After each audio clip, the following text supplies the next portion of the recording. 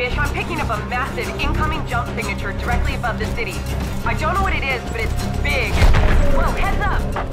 What's up gamers, I'm the disembodied voice of Eurogamer's YouTube editor Ian Higton. Now regular readers of Eurogamer.net, and you know who you are because you're cooler than most people, you'll know that we are running a series of articles on our most anticipated games of 2014 at the moment, and if you didn't know, you really should go there after you've watched this video to check them all out. Anyway, because I can't do the spellings or write words good and stuff, my contribution to the series is this little video here, and by now you've probably guessed what my most anticipated game is, thanks to all this lovely mech-filled gameplay footage. That's right, it's Respawn Entertainment's Titanfall.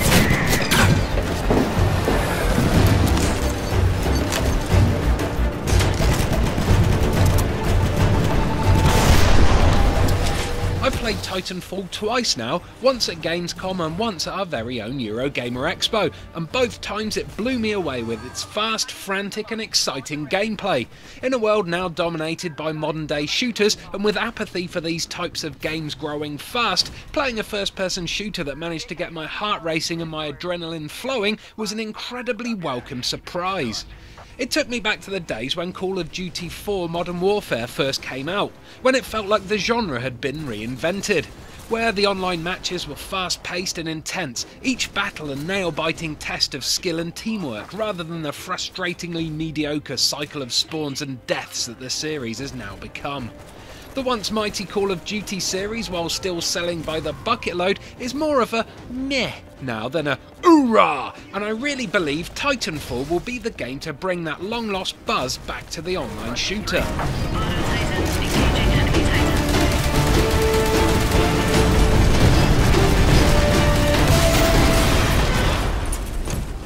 Okay, pilots, our diversion's still working. We just need to buy McAllen and Barker a little more time. But maybe you've not been lucky enough to play it yet and you don't really know what all the fuss is about. Allow me to walk you through a typical match based on my experience with the attrition multiplayer mode, where one team plays as hostage takers and the other plays as the rescue party. Please counting on you! Go, go, go! You start each match as a pilot. Basically, they're your standard foot soldier, except each one of these guys has a twist. Pilots are equipped with jump jets, which allow you to perform double jumps and Prince of Persia style wall runs. It sounds gimmicky at first, granted, and before my hands on I was sceptical about how well this type of navigation would work in a first person environment. When you put it into practice though, it really is epic. Running towards a wall then jumping at it will cause you to run automatically along said wall. From there you can jump off again, throw in a cheeky double jump, and if you aim it right, run along another wall or mantle up onto a ledge or through a window. You can keep chaining the jumps and the runs together to move fluidly across the battlefield, easily gaining height advantage over your foes. As you can see in the footage, all these aerial acrobatics look freaking cool, but the best thing is it feels even cooler when you do it yourself, and it opens up a whole new way to play an FPS. Normal flanking manoeuvres are things of the past, and you'll be forced to rethink your plans of attack and the way you defend yourself and your objectives. Just lost Charlie.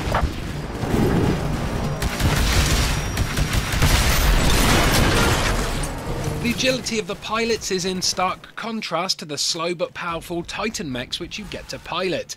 Call one in and it airdrops onto the battlefield, landing with a bang and kicking a big cloud of dust up into the air.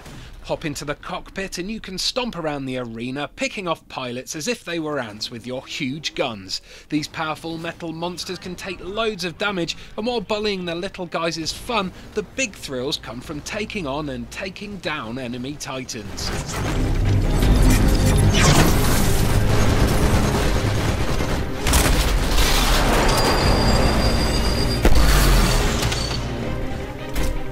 One of my favourite gameplay moments came after taking out a couple of enemy Titans in an intense mech-on-mech-on-mech battle. Suddenly my Titan became critically damaged. Warning alarms blared in the cockpit, so I hit the eject button, shot high into the air, then dropped down and landed on top of the enemy mech, which had dealt the finishing blow to my machine.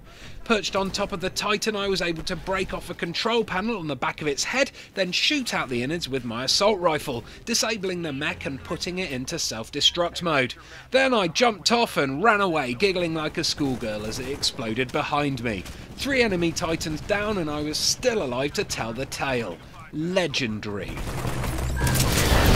Then, once the match is over, instead of just fading to a score screen, the losing team is given the opportunity to escape to a waiting dropship while the winning team tried to hunt them down.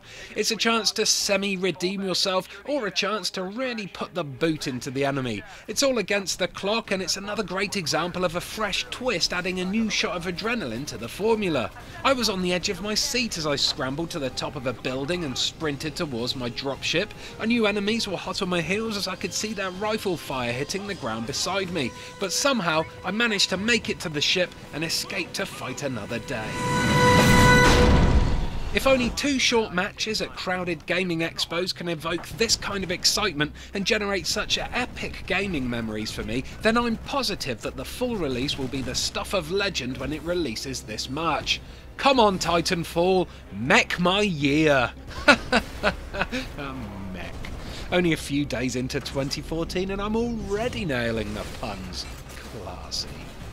Oh, and while we're on the subject of 2014, our content this year is only going to get biggerer and betterer, so make sure you get it first by subscribing to our channel.